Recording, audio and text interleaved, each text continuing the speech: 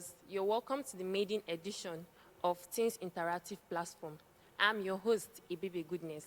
Today, we are going to be talking about a very important issue, which is the effect of social vices on teenagers.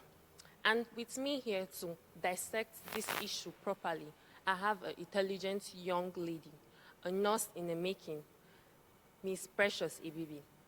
Thank you very much for having me on the program today. You're welcome. Okay, Miss Precious, what is social vices? Thank you very much for the question. Social vices are any behavior which are of negative repercussions to the society. They are behaviors that are frowned out, and they are behaviors that our culture as Africans and even the world at large do not accept. Okay. Now, what are social vices? Well, we have so many social vices, but I'll be mentioning a few of them, which are very common among teenagers, which are drug abuse, prostitution, cultism, hooliganism, malpractices, gambling, but to mention a few. Okay. Can you give us more explanation on the already listed Thank malpractice? you. Well, these social vices, as I mentioned before, are the ones that are very prominent among teenagers. And yes, many of you will ask me, prostitution. Well, yes, many people that are not even up to the age of 16 prostitute today. Cultism, of course, yes, cultism is very, very common now in most secondary schools in Nigeria. Not to talk of recent, a young boy about 12 years old was beaten and killed for acclaimed cultism, his refusal to join a cult group. Malpractice, this is even something that many people, including parents, do not see as a bad thing to do. Copy from your friend, carry expo to the exam hall. Many people do not consider it to be a social vice, but it's actually a social vice and it's very bad. All these things are things that most of them, the country do not even see anything wrong in it. I'm sorry to say, even our parents do not see anything wrong with this, as they have fully accepted this as part of our culture. But to tell us the truth, we are Africans, and it has never been part of our culture to go outside almost naked, to do things, to drink, to smoke, and do things that do not say good name to us as people and to our families. But today, this is prevalent amongst most teenagers, and we've overlooked it. Most of us tend to face the very big ones like cultism, as we see them as a social menace. But to say the fact, it is the little ones that we overlook that bring about these very big ones. It is the malpractice that you overlook that will lead to something else in the future. It is the smoking and drinking that you don't see now that will lead to something else in the future. So to tell you the truth, none of these social vices are small and they should not be overlooked. Wow. You said something about our society overlooking it, and it was once part of our culture. Can you please throw more light on that? Thank you. Well, today, many things in our society have been considered trends. For instance, a girl wearing a bra and wearing a short and walking outside. It has now been classified as wearing a bikini top and wearing a biker short. These things are actually meant to be underwears and should not be at any point in time exposed. But trends of fashion have actually considered these things the right thing to put on, and many young girls are seen putting on these things and walking on the street, which has led to several rape cases, as men find this very enticing. And then, now to talk still on indecency, let's talk about Big Brother Nigeria. Big Brother Nigeria is something that, honestly speaking, I, as a person, feel it is despicable and should not be encouraged. But unfortunately, this is one of the major source of revenue of our country in terms of entertainment. And it is even well supported by a media stand, and is also supported by different brands, to name but a few. Many of them have come to support this program, which has taught children nothing but indecent dressing, illicit drinking, almost naked activities. Nudity has been seen as something that is very normal on this program. And to tell you the truth, it has brought nothing but chaos to our society. And it's unfortunate that many parents are training their children to become to become Big Brother housemates tomorrow, many young children, including Christians, are aspiring to become Big Brother Nigeria housemates, which is totally, condemnable. But unfortunately, our society has given a very, very blind eye to this, as they've not seen anything wrong with it. Now, gambling. Gambling, we are very familiar with Bet Nigeria, Sahara Bet, M Sports, but to mention a few. This gambling is considered a sin as Christians, and gambling is not even right, because it is just like any money that you've not worked for. And even the Bible says he will bless the work of your hand. But when you're not finding doing anything and you stand any money, how does that happen? But many of us do not care about that, as many Christians, even Christian parents, encourage their children to endeavor in this act as a way of raising funds for the family, which is very, very wrong and should be totally frowned out at any walk of life, despite it be the church or any other place at all. Wow. Okay, so what are the effects of these social vices on both Christian teenagers and other teenagers? Well, these effects are something that are very, very heartbreaking. And when you see some teenagers, some of them have not been able to fully come out from this effect till tomorrow. Well, I would like to put the effects in three places. I would say social, psychological, and otherwise. This otherwise entails spiritual and even to some extent mental, yes. So, as a person in a society, many of them tend to lose their self-esteem in the society. They tend to lose their value and their worth as as citizens of the country because of what they are involved in. How do I mean? Like, for instance, a girl who was involved in prostitution, no family or no man will want to associate with himself with her, not to talk of marrying her. Why? Because there is a stigma attached to her of being a prostitute. Whether or not she decides to repent, that stigma sticks with her. Or a guy who was involved in drug taking, like cocaine, cannabis, and the rest. No family would want to associate with this particular person, as they will be seen to be a very, very bad influence on their children. And when a child cannot be able to associate with his peers or even other people of the society, that child tends to go into a shell, and that is when you begin to think of suicide, as that child cannot be able to interact socially with other people. Now, mentally, a child who takes drugs will be mentally unstable. These drugs go into the brain and causes a lot of damage. Some of them into partial insanity and even full insanity. Some of them, years of rehab might not even be able to take them back to normally how they were before. This will now go a long way in causing them to go short on their educational pursuits and even their career. Most young people die having so many good dreams which they did not even get to bring them to actualization because of these things. Now, let me go to otherwise. Spiritually, as a Christian teenager, I feel like when you engage in all these things, you gradually lose your grip from God. And when you lose your grip from God, you tend to lose other things too. Because the Bible says, seek ye first the kingdom of God and his righteousness, and every other thing will be added to you. Psychologically, a child who was once or is still in the influence of either drug abuse, prostitution, or any other thing, will find it very hard to relate with other peers of his, especially when these peers have different mindsets, especially when most of these peers are going further in their education. They tend to be more withdrawn, and as a result of that, they will be of no vital use to the society. Well, these are just a very few of the effects that are being caused, because there are more and more and more of it.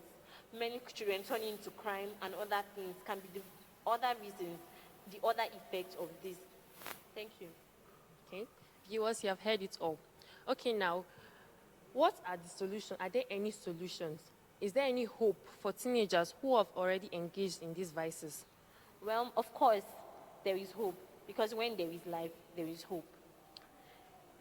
First of all, therapy. Therapy is very essential in the life of anybody who chooses to go back to a normal life after going through a life of either abuse, prostitution, gambling, and whatsoever. And mind you, Do not be deceived that gambling is not a problem. It is a problem, as it could become addictive and people cannot get themselves out of it. And this also requires therapy. You should visit a therapist. Not only visiting a therapist, make sure you indulge in every activity that is given to you and follow it strictly. Secondly, I feel this is even more important than the first I mentioned. Accept Christ. Christ is the one who made your life. And if he made your life, he can also fix it. The Bible talks about a potter who made a pot, and then the pot did not fit in his description. He broke it and made it again. That means your life can still be remended, no matter how many times it has been broken. And then thirdly, our parents have a very major role to play in children coming out of this problem. Parents have to be there to encourage. I have seen many parents who have thrown their children away because those children seem to have a problem with either drug, prostitution, or any of these social vices. At this point, you're not supposed to turn your child away. That is even when you're supposed to embrace your child and bring your child to him or as you yourself. To encourage that child and tell that child that it is not over and then that you are with that child. You are a parent and you must make sure that you do not be the reason why your child will not be able to come out from such solution. And with this, I am sure that you will have a very, very, very great chance of coming out of this problem. Thank you. Thank you. Viewers, you have heard it all. That was really an insight on social vices. Okay, so now we would love to hear opinions from other teenagers on this issue. Okay, this is a young person who is ready to share her opinion on this issue. Hello. Hi. Okay, what's your name? My name is Favor Odigure. Okay, so let me ask you, what is the role of parenthood in the curbing of social vices? Okay, the parents have many roles to play in curbing social vices. Like there's a saying that goes thus: charity begins at home. So when a child is growing up, the first face the child grows to see are the faces of a mother or a father. So as you have discussed earlier on about the various social vices, okay, number one role the parents can play is good communication. When you communicate with your child often, you know your child's thoughts, your child ideas, you got to know your child better. Secondly, know the friends of your child. Like there's a saying that says, show me your friend and I will tell you who you are. If you can know the friends of your child, who your child associates with.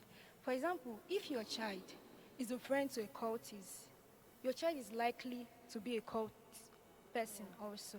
So when you know the friends of your child, you are able to advise them, show them what's right. And thirdly, check on them time to time. Like, show concern for your children. Don't just neglect them. Show them love. The Bible says in the book of Proverbs 22 verse 6, train up a child in the way he should go, and when he is old, he will not depart from it. So, right foundation is also one of the way we can curb social vices among our children. So when you bring up your child in the way of God, you show him or her the right way to go. He or she will go follow that way. And to crown it all, prayer. We need to, as parents, always have a prayer altar for your child where you talk to God about your children, because God always hears us. Pray for your child, commit them, because you cannot monitor all their steps. You cannot monitor all their footsteps, where they go. So you play your part by showing them what is right, teaching them how they should go, bringing them in the fear of the Lord, and you still commit them to God, because God is their heavenly Father. You are just their caretaker. Thank you. Thank you very much. Thank you, ma'am. This, can we know you, please? Okay, my name is Uku Favor Mercy. Okay, let me ask you, what is the role of the church in helping to curb social vices among teenagers? Okay, the church plays a great role in this aspect. For example, a teenager who has been involved in drugs, the church can help that teenager to come back through bringing that teenager back to Christ. Even after meeting a therapist and the therapist help him or her, the church is a channel whereby the teenager comes back to Christ. And secondly, the church can organize seminars. Like my church is an example. They do seminars in churches. The church can organize seminars on how on telling the teenagers the dangers of these social vices, like the dangers of prostitution, dangers of drug abuse, and so on and so forth. Okay, thank you very much. That was another teenager throwing an insight on how the church can be of help to curb social vices among teenagers, especially among Christian teenagers. Hello. Hi. Okay, can we know you? Okay, my name is Ikemitang Peculiar. My name is Ikemitang Peculiar. Okay, let me ask you. Okay, so what is the role of education? What does education have to do in helping to curb social vices among teenagers? Okay, it's good for us to know that most of the times, most teenagers that engage in these social vices are ignorant of its consequences. They may be engaging in it for sake of fun, but they don't know that there is actually an endangering consequence that lies ahead. So if education is brought in, it doesn't have to be formal now. It has to be in the sense of maybe enlightenment. You enlighten the teenagers, you organize a campaign whereby teenagers are involved. They are talked, whereby teenagers are involved. They are told about the effects and the consequences of this. Because every social vice you engage in definitely has a consequence. Yes, for instance, drug.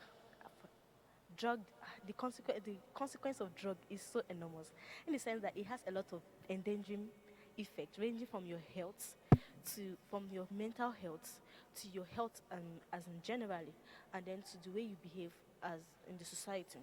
Most people that engage in, for instance, the drug, they end up becoming social menace. They end up endangering the life of the society as a whole. But in that, they don't actually see this side of it. Maybe because they are mostly ignorant of the fact that drug has a consequence that lies ahead. Also, the issue of, okay, should I say um, social vice of stealing or social vice of armed robbery or Yahoo fraudsters? Yes. They don't know that whatever they do now has an effect later. They just end up engaging in this social vice for the sake of fun. And they are not made known or they are not told the effects it has, the consequence it has, that may take a lifetime before it begins to manifest. And our parents also, some parents are so ignorant of the fact that social vices have effects, as in it has consequences attached to it. But if education is brought into play now, the teenagers and the parents are enlightened. Everybody is being told effects of whatsoever he or she is involving in. I guess the rate of social vices will be curbed in the society. Thank you very much. You're welcome. That was another teenager telling us on how education can come into the picture of curbing social vices. Okay. Hi. Okay, can we know you? My name is Uko Emmanuel. Ma- Okay, my name is Uko Emmanuel. Okay.